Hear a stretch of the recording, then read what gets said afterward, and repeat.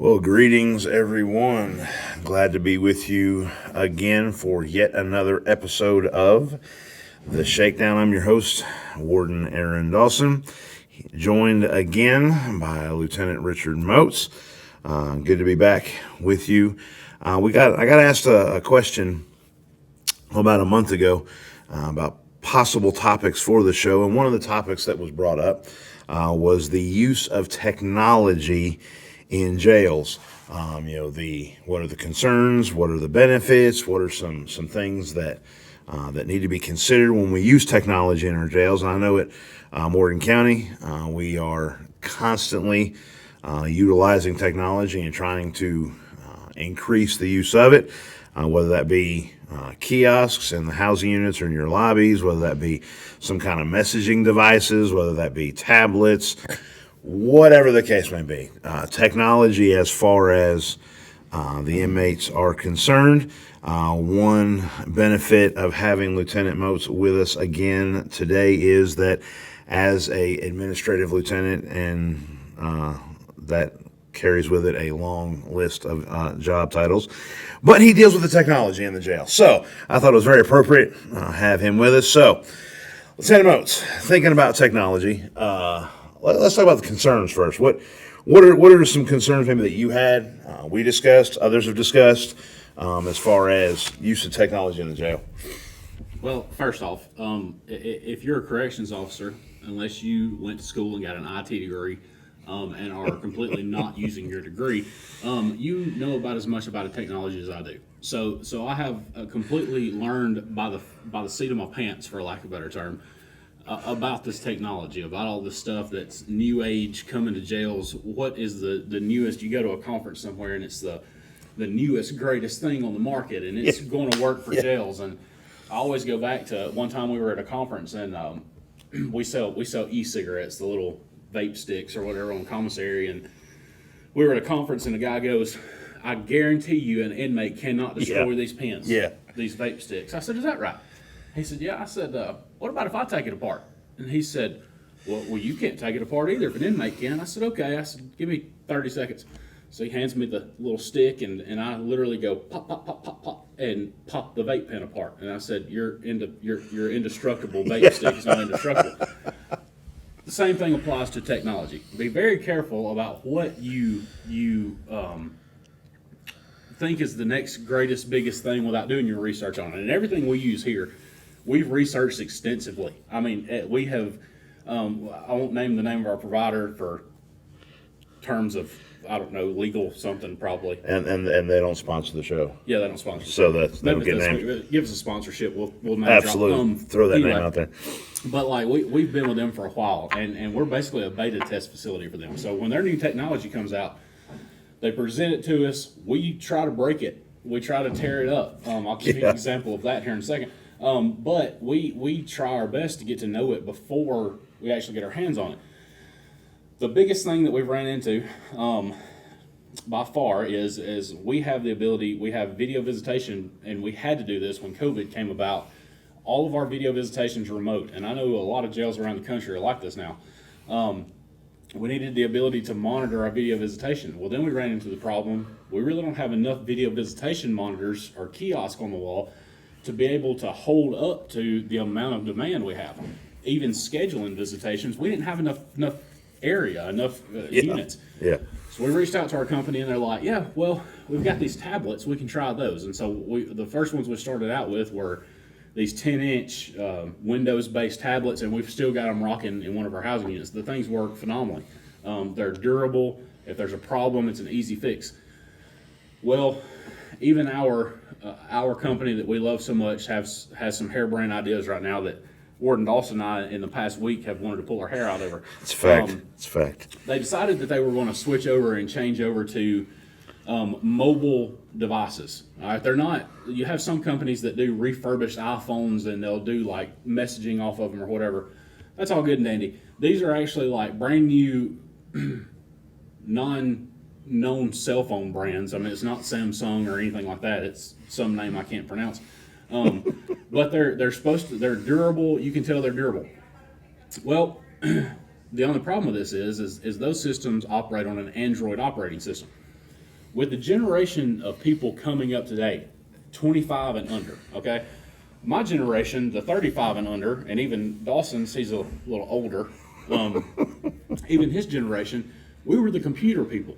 So, like, if our parents needed something to do with a computer, we were the ones that had to do it, That's especially right. my grandmother.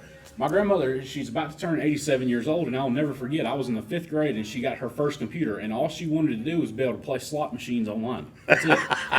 So here I am in the 5th grade trying to set up a web link on CompuServe or whatever it was back then. And so, anyway, what we've run into with that and those video visitations is those little handheld tablets. They figured out 2 different times how to hack around them. Okay, the first time was you could log into the thing, hold the power button down, it would recycle, you tap here 7 times and it would pull up the menu and you could get out and go to like the actual settings of the phone. Then you can open up the web browser and they were watching, you can imagine what, and Facebook and everything else. Absolutely. That was about 6 months ago. We fixed that problem. We got ahead of it, we fixed it, everything's been rocking along. Like last week, one of our inmates was like, hey, they figured out how to hack the phones again. I said, not the same way they were before. No, they figured out a different way. Okay, so naturally, he's a very good, well, he's a snitch. But he's a very good snitch. And so he comes up to me, he's like, unofficial informant. Yeah, unofficial informant. Yes. So he comes up to me, he's like, hey, Lieutenant Moats, this is how they're doing this. And he shows me, and literally, they found it by accident, that they could type in any number, and if they accidentally closed the phone out and opened it back up, and they couldn't remember what number they dialed or whatever else, if they hit cancel, it went back to the login screen. But at the bottom of the Android phone, the back arrow was still there. So they would hit the back arrow, and it would take them to a website of the company for where people report problems with video visitation. That's all great and dandy. Great idea. Except at the bottom was the link to their Facebook, Instagram, and Twitter page. Mm-hmm. So they scroll down to the bottom, and they're like, I wonder if this works. Hit Facebook, pulls up the login screen. So they routed around it again. So in essence, we were doing that. So that's one problem you have to deal with is these guys are creative. If they can figure out how to get around something, they're going to figure out how to do it. If they can break something, one of these handheld tablets or handheld phones last week, actually yesterday, doing a shakedown and found one in 8,000 pieces in an inmate's cell. The guy had busted it to smithereens, and some of the sharpest things I've ever seen. So we're probably going to move to get rid of those, honestly. Right. Those are one of those things that, like, tried and true time, like, we appreciate it, they worked okay, but we want our big tablets because they work a lot better. So you deal with that side of it. Then you have to deal with, you have to have staff. So the staff's workload. How are you going to hand out those tablets? How are you going to take them back up? How are you going to monitor video visitation? I know that there's some, humongous jails around the country that have their own gang intelligence units and whatever else that We are not one of those. we're not one of those. Absolutely not. And so they sit there and watch videos all day. Well, around here, our supervisors monitor them when they get a chance, when they're not dealing with inmates in the back or employee drama, which that's going to be a podcast episode. Right? Absolutely. Okay. Absolutely. All right, when they're not dealing with that, they're spot checking visitation. When the warden or I get a chance, we go back and spot check them. But the problem that you run into with that is you can only give those rights away to certain people because of the other concern that arises with that.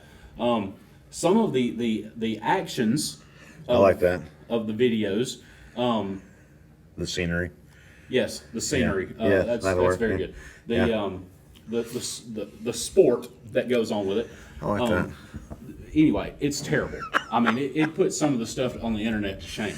Okay, but it's you just have to look past that. We pull their visitation for a period of time according to our inmate handbook, whatever else. But it's going to happen. You give people the ability that they're in their home visiting with somebody, and they hadn't seen each other in a few weeks, and they really love each other and they're really missing each other. Even though the guy that she's really loving and really missing is going to call another girl in 5 minutes Absolutely. and really love and really miss her too. But you kind of have to deal with that, and the reason you can't give everybody a login to that is because you can't have that stuff end up on the internet. Yes. In today's age and time of selling everything for a price and making a lot of money at it, apparently, a I just don't think I qualify in that Probably. demographic. Yeah, I you don't know, know if I'd make any money. I'm not going to research it, just for the record. No. Anyway, but you have to worry about that. I mean, you have to take that into consideration because I don't know if there's been a lawsuit over video visitation being leaked or not. But man, could you imagine? Like if those revenge porn people or whatever that would steal people's videos off iPhones and hold them for ransom, the jail's a picking ground for that, And then one of the things that we've ran into is witness tampering. And what happens is the witnesses or the victims in a case may have that inmate blocked. They may have their phone number blocked or whatever else, but then they just go pay another inmate, 2 packs of chicken ramen noodles or a honey bun or whatever else, right. and they let them use their login. And we try to stop that, but with our biometric login and our PIN numbers and all that, well, that doesn't do anything if the inmate's standing there doing the stuff for the other guy, Right. So those are just some of the negative connotations that you have with the technology and stuff, but the benefits probably, I would say, outweigh the cons tenfold. Yeah. So with the concerns, would you say that a good way of thinking about it would be is use it for what you're capable of using it. Absolutely. If you only have 3 staff members that are going to be monitoring this stuff, or they're going to be controlling the issuance and the retrieving of the equipment, okay, you only use what you can for those 3 people to do what they got to do, so it doesn't get bigger than you and get away from you, and you don't having you can't control it basically. And I know you were talking about the benefits. Oh, I definitely agree with you that if you can regulate it. The benefits definitely outweigh the concern. I mean, if nothing else, it gives them something to do. Yes, absolutely. It totally occupies them. So yeah. And I remember being hearing an old educator say one time that with kids, if you don't give them something to do, they're going to find something to do, and usually that's not what you want them to do. Well, same holds true with inmates. It definitely gives you. Oh yeah, it goes back to the idle hands theory. Yes. If they don't have something to do, they're going to find something to do. And you think about the fact that yes, they are inmates, but they do have family members. They do have people they care about. They do have people they love, and those people know them better than we do. So connecting them with that, definitely a positive. But some things we've thinking about and talking about, upcoming here in our jail is the benefit of the possibility of education. Oh, so, absolutely, man. Like we're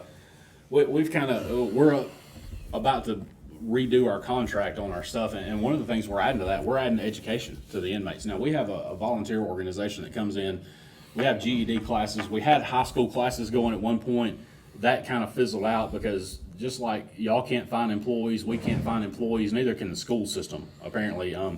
So we were doing that, but on this system that we have, they have the ability that they can do online courses to further education or further job training, whatever else. We would love to set up a trade school at our jail.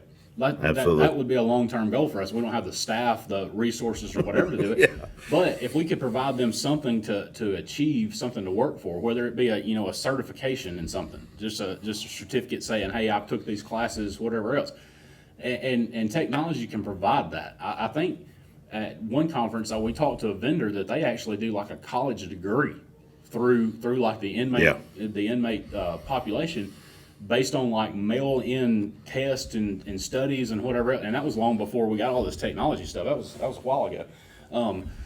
But the more technology you can provide, the better. The more education you can provide, that goes even further. So now you've gone from just giving the inmates something to do.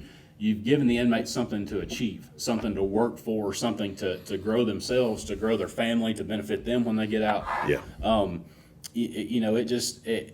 It helps. It really does. And so, the education itself sells it for me, and we have law library on there, you name it. We do all kinds of stuff.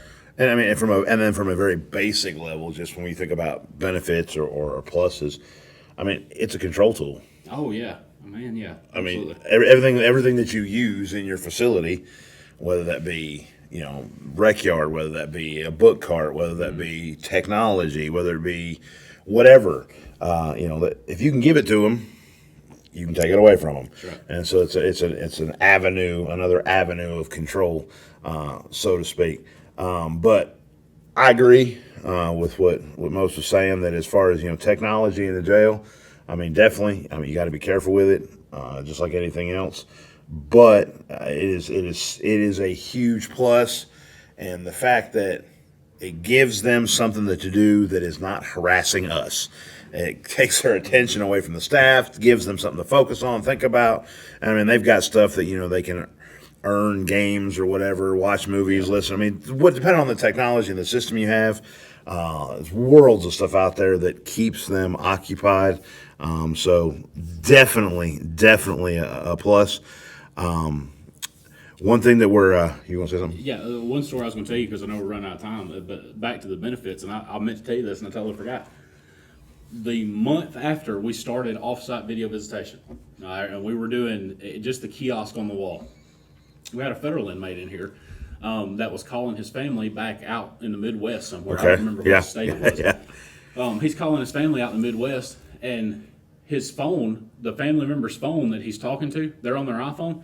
They do a grand tour of an 8-room grow house for marijuana in a state where marijuana was illegal. And that so is fantastic. I'm watching video visitations, and I'm like, narcotics investigators, we got a problem.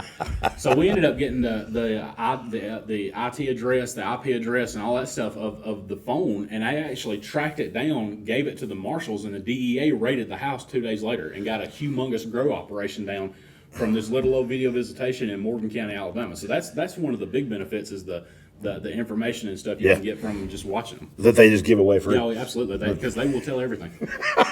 Case in point, when I have to testify in a capital murder trial over the 26,000 phone calls that this inmate made and his 1,200 video visits. Yes. Lieutenant Moats, have you watched all these videos? No. Absolutely. No, I have not. No, because I have a life. Mm-hmm. Well, awesome. Well, guys, hope that you got some information out of that you can use. If nothing else, maybe answer the question, piques your curiosity. But keep in mind, any thoughts or any questions or things you want to comment on this or some other topic we've talked about, remember, we've added the email, the shakedown at jailtraining.org. That is the shakedown at jailtraining.org. So shoot us an email. You got a question, an idea, whatever the case may be. You got some communication you want to use, make use of that. But guys, as always, stay sharp, stay safe, stay vigilant, and until next time, Godspeed.